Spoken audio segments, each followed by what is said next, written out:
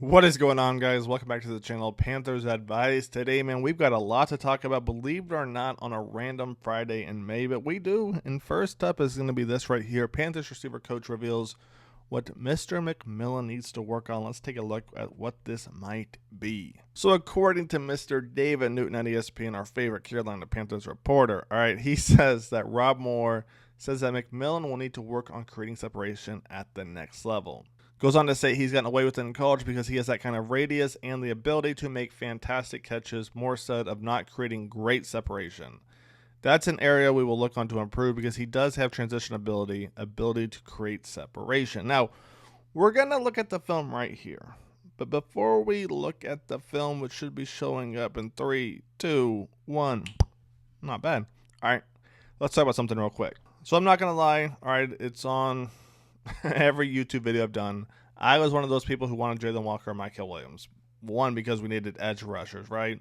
Two, because when I watched McMillan, all right, just preferencing this, when I watched him, I didn't see that great separation, right? I saw him completely open. Sometimes what you see right here, beating the DB off the line, but not consistency, right? Or not consistently. Let me rephrase that real quick. With that being said, there's kind of two ways you can look at this. One, you can look at it from my point of view and see, okay, I've watched a couple games, all the catches he had, I've seen the highlights.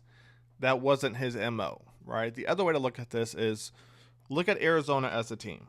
Okay, so Arizona as a team finished, I think, 12 or 14th in the Big 12, and the Big 12 wasn't great, to be honest with you. Yeah, definitely weren't great. Okay, so they finished 12 or 14th. They only won 4 games. The other thing to look at is right here. How do defenses play in the Big 12, right? And how do defenses play against him? So to me in the Big 12, all right, you can go back the last 10, 15, maybe 20 years. The Big 12 has never been known for defenses. Ever, right? And so when I look at that, I'm like, okay, well, how does that impact McMillan? It's the fact that most DBs aren't pressing, right? It's the fact that most teams are going to play off, especially when it comes to McMillan. Especially if McMillan lines up in the slot, you're definitely not going to press him then. You're not going to put your nickel back on him, probably within 5 yards. He's probably going to play 7 yards off. Let McMillan catch it. Don't get beat over the top. And that's the MO right there, I think, for most defenses when it came to McMillan. Hey, if he catches at 5 yards underneath, perfect, let him have it. Otherwise, you're running with him on a post, a go, a comeback, a corner. Just keep everything in front of you. So I don't think he ever had to create great separation because teams, they were playing 5-10 yards off. Now, again, when we look at the film, we're going to see a couple of plays where they're playing on him. But for the most part, as you guys have seen, he never really had to because teams basically just played off and let him catch everything underneath. But that being said, man, let's jump into the film real quick. So first up is this play right here. All right, DB, he's done. McMillan, man, he's off to the races. Second play we're going to look at right here. Nice little out route. And this goes back to what I said before. All right, run that back real quick. Again, teams are going to play 5 yards off of him, give or take. 5-7 yards off, right? QB, to me, has to get that ball out a little bit quicker, right? I don't think McMillan should have to come back for it. And that's the other thing to account for, right, is how good was the quarterback play? How good was the offensive line play? Well, if they went, 4-8? All right, I mean, what does that tell you? So that's play number 2 right there. Let's keep it going. Play number 3 right here, we're going to see a crosser route. I believe this was a crosser. It could have been a post. And there he goes. Now, he doesn't have tremendous speed, but if he gets it, he's going to get you an easy 10, 15, 20 yards right there if he has open space. All right here, like I said before, this looks potentially like man-to-man coverage. Just based off what we're looking like right here, though it could be like a cover 3 look, all right, where he's going to run with them if he's going deep. But it looks like the defender right here, he has McMillan right there, right? And look how far he's playing off. Remember the saying, iron sharpens iron. And then right here, I mean, based off where he's throwing this, let's take a look real quick. Oh, man, where's he throwing that thing from? Let's take a look. So it's got to be from his own 10-yard line? That's a hell of a throw. So 40, 50 yards in the air, you're not really going to create great separation right there. All right. Looks like 15 maybe. You're not going to create great separation, right? It looks like a go route on 1st and 10. Still comes down with it, though. Good stuff right there. All right, so right here it's 2nd and 14. Opponent's 45. And I mean, look at him. He's wide open. You know, I mean, not wide open, but he's in the middle of the field. I don't understand how defenses allowed this. You know, and then right here, what are we looking at? I mean, damn. BYU, what are we doing defensively? Maybe, man, maybe a zone look, no safety help over the top, or that was the safety. So you can kind of see where I'm going. Defense is just played off. Quarterback play wasn't great. Team finished 4-8. He never really had a chance to create great separation, to be honest with you. So that's something I can understand when Mr. Moore says, hey, we're going to have to improve on that. I get it because he never had to have it to begin with. All right, let's take a look at what else they say right here. The article then continues right here, basically saying, you know, being fast is, of course, the easiest way to get away from a defender, but McMillan is lacking in this department compared to other high-end NFL receivers. Speed isn't the only part of his game, though. He's never going to have that straight line 4.4 speed, but if McMillan can improve his short area quickness and sharpen his breaks, here's my thing with this, right? We can't... McMillan is a big body. You don't see Mike Evans, right? You don't see Drake London, and Vincent Jackson back in the day with the Chargers, right? I'm trying to think of other big-name receivers. You don't see them running a 5-yard out basically like a Jamar Chase, like a Justin Jefferson, right? I think that's kind of the misconception right now, is that McMillan is supposed to be Jamar Chase, Justin Jefferson, Devontae Adams from back in the day. You know, that's not who McMillan is. He is your Mike Evans. He is your Drake Londons. We talk about quick on the out routes, quick on the in routes. It doesn't translate, right? He's not that same type of receiver. So if that's what you're expecting out of McMillan, you're in for a rude awakening, and I hope that's not the case with him, right? That's not who he is. Okay, Mike Williams from the Chargers back in the day too. I guess not that long ago, but you kind of get where I'm going. So to sharpen his brakes on the ins and outs, yeah, I want to maybe make it a little bit quicker, but I'm not looking for an Adam Thielen. I'm not looking for, you know, Mr. Horn Jr., a junior on top of that. That's not what I want. I want him to sell the routes a little bit better, right, as far as a post or a corner or a comeback route, you know, a dig route. The little ins and outs? No, we have other receivers to do that.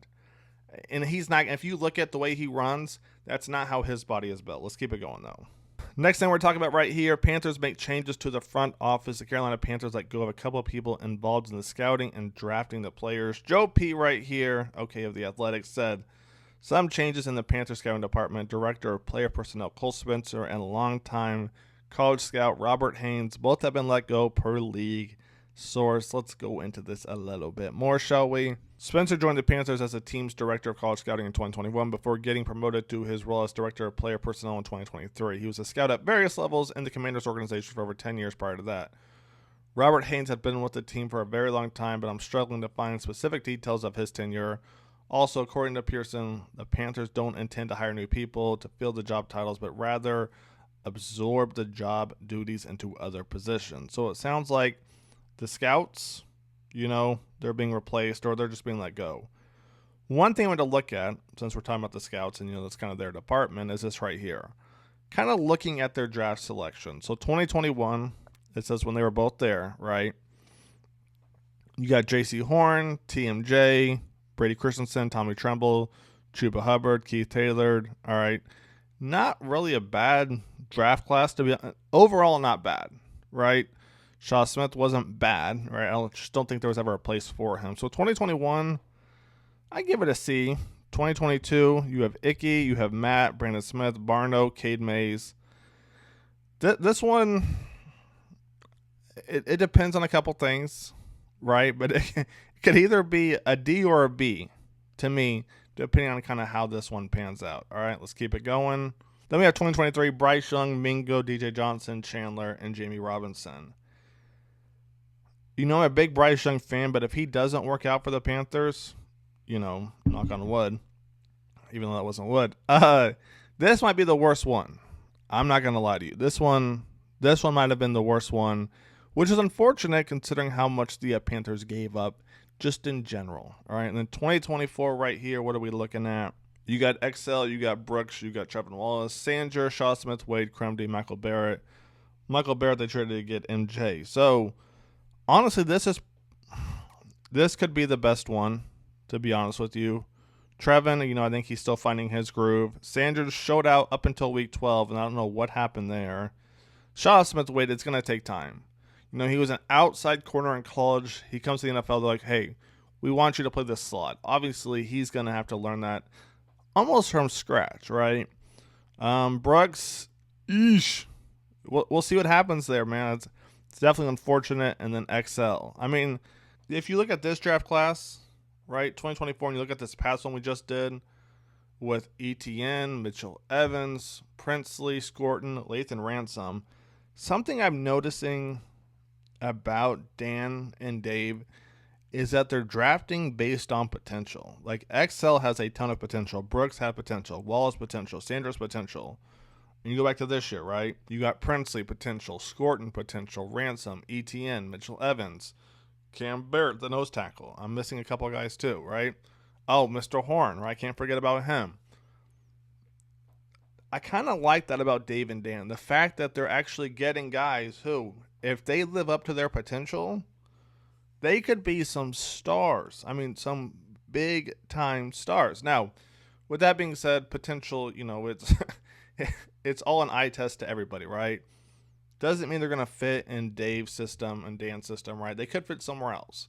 But I like what we're doing, right? Because if you go look at everyone else, right, the draft classes, I look, and honestly, the last two draft classes up until 2021, these last two draft classes actually have me excited, to be honest with you, because the potential that this team has. But now let's talk about this right here. Article from Cassidy Hill with the Panthers. Panthers receiver competition takes a step up with recent additions. Let's dive into this real quick. So right here, she's talking to Adam Thielen, and I'm going to kind of jump to the second paragraph, read the first one if you want to. All right, so Adam Thielen says this right here. I say this, competition brings the best out of everybody, so I think that's something that was probably not quite there the last few years in the receiver room in particular, and maybe just on the team in general. Woo! Those are kind of subtle shots from Adam Thielen, if we're being honest. All right, Thielen said recently, you might have good players, but you got to have competition. You got to have multiple guys that are behind you that you are like, all right, I better step my game up, even as a veteran guy. I better show up today, and tomorrow I'll put my best foot forward. Otherwise, that other guy is taking my job. Since Adam Thielen said that, I had to go back and look at the receivers, right? Because that's kind of a subtle shot, to be honest with you. So, first year here, he's here with DJ, Mingo, TMJ, LaVisca, Shaw Smith, Derek Wright, Demir Bird, and CJ Saunders. And Adam Thielen was the best receiver. And I don't think it was close, to be honest with you. TMJ is my guy, but he didn't really pan out with kind of how the offense was, and it makes sense. This was when Frank was in charge, if I'm not mistaken. Adam Thielen was the best receiver in 2023. Right? How is the 31-year-old receiver the best receiver? I mean, that's just crazy. Then we got 2024 right here. A couple of new pieces. Amir Smith-Marset, but I think he got traded. I think he came in on the tail end of 2023, if I'm not mistaken. Correct me in the comments if I'm wrong. I think he was traded in 2024. All right, Deontay Johnson was obviously the best receiver, but as you guys saw as the season went on, Deontay Johnson cannot get out of his own way. I mean, the dude's talented. Don't get me wrong, he's talented, but he just keeps screwing himself over, man. All right, TMJ, Mingo, Mike, Cam Sins, David Moore. And then you had Coker. Now, Coker, almost forgot about him. Coker and Thielen were up there. Or I'll still probably put Thielen ahead, to be honest. But 2024 was better, right? And you saw the offense slightly improve. But if we go back to the year before Adam Thielen got here, we had DJ Moore, TMJ, all right, Brandon, Keith. I mean, the Panthers receiving core in general just hasn't been a strong suit. I mean, if we're being honest, let's call it how we see it. It just hasn't been a strong suit.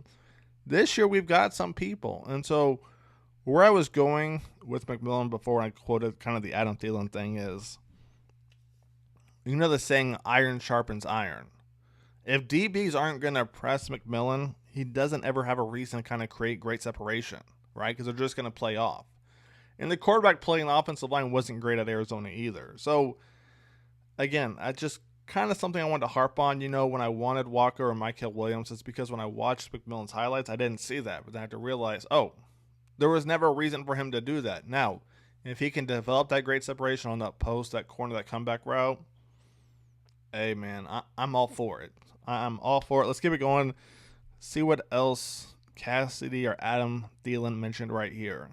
So it says right here from Canals, our goal for every position group is to create that competition all the way through the depth chart. All right, Canals said during rookie minicamp, and we feel like we accomplished that with this rookie class, bringing those guys into the rest of the group. To a point, as far as competition, I like the comparison or kind of what he was saying there. But in reality, right, you bring in Lathan Ransom, there's not really competition if we're being honest, right?